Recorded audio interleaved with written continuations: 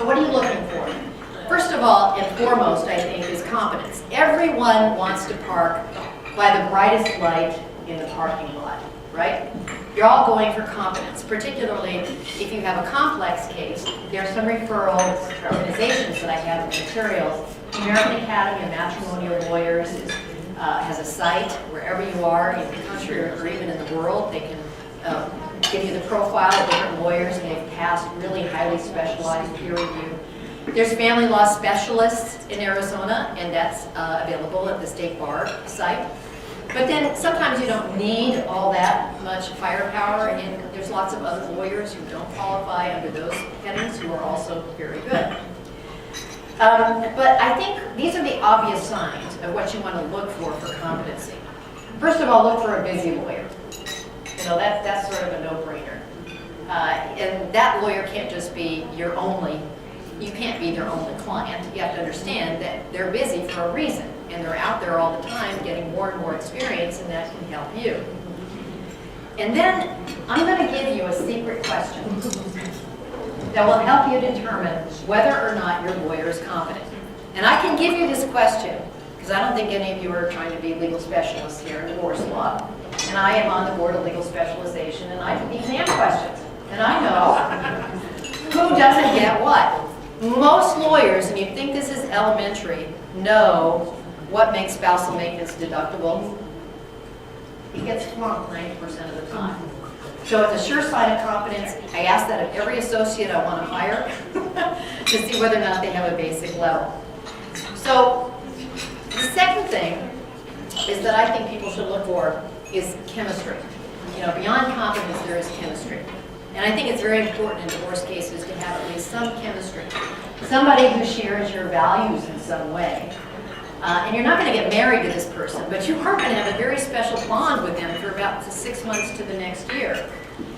And when I do seminars with lawyers, I like to tell them, you need to engage. You know, people think what I do is very stressful. I can assure you, yeah, it is challenging and it's somewhat stressful, but it's not really.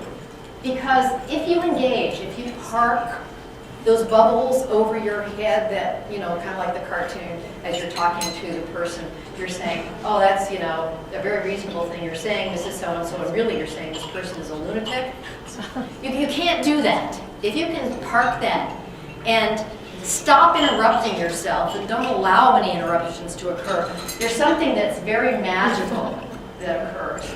There's an energy circuit that starts to happen. And I think a lot of good things flow from that. First of all, you don't get tired.